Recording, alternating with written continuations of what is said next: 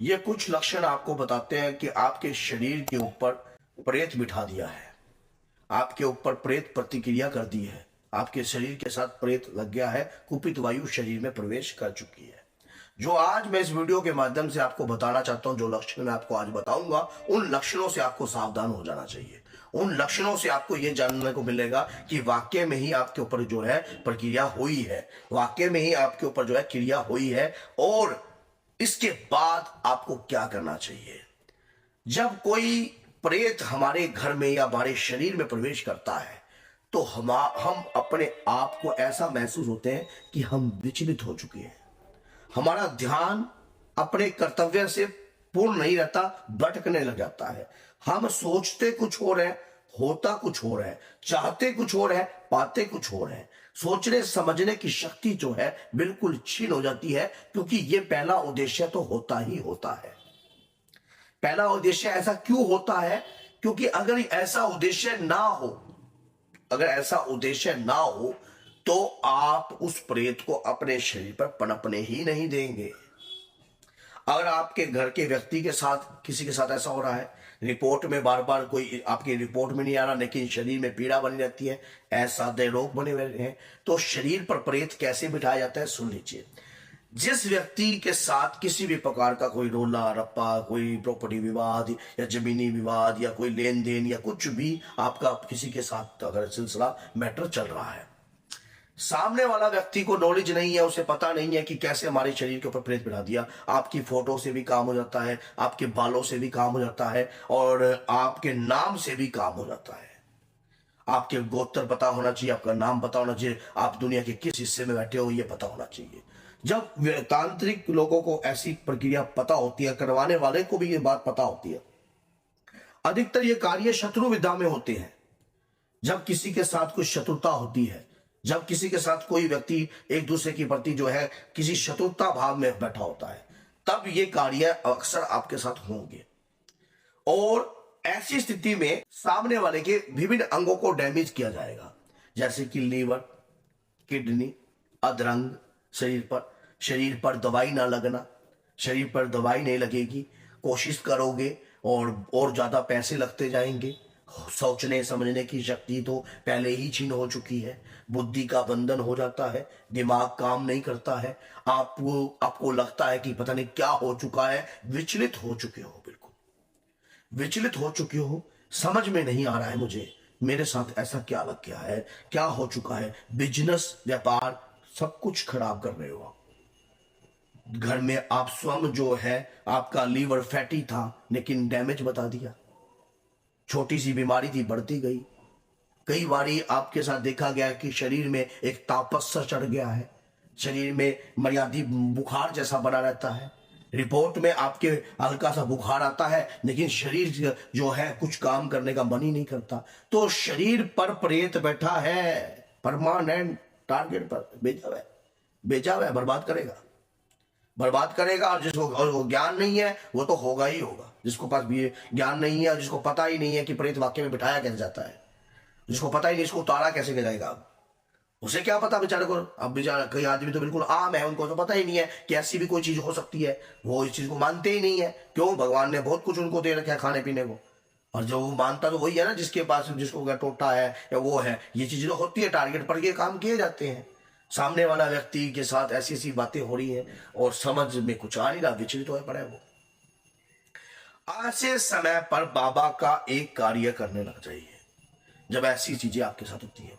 जिस व्यक्ति ने आपके ऊपर भेजा है, आपकी प्रक्रिया करके तैयार कर उसके ऊपर एक क्रिया बिठाकर प्रेत को बिठा दिया है, भैया ये व्यक्ति जो है निकलना नहीं चाहिए। ये व्यक्ति जो है ठुकेगा, इस व्यक्ति का जो है किडनी डैमेज होगी, इस व्यक्ति का लीवर डैमेज होएगा, इस व्यक्ति के शरीर के अंदर ये या इसको जो है हार्ट अटैक पड़ेगा, या इसके शरीर में कैंसर जैसी बीमारी पनपा दे, पता ही ना लगे। आजकल आपने देखा होगा कैंसर बहुत ज्यादा होते जा रहे हैं, कैंसर भी ज्यादा होते जा रहे हैं, लेकिन क्रियाएं भी बहुत ज्यादा होती रही है। शरीर में एक ऐसा मलिन तत्व घुसेड़ दिया जाता है, शरीर के 9 द्वारों के माध्यम से ऐसी कुपित वायु शरीर में प्रवेश कर दी जाती है। जब तक आप सोचते हो या जब तक आप समझते हो तब तक तो लंका लुट जाती है।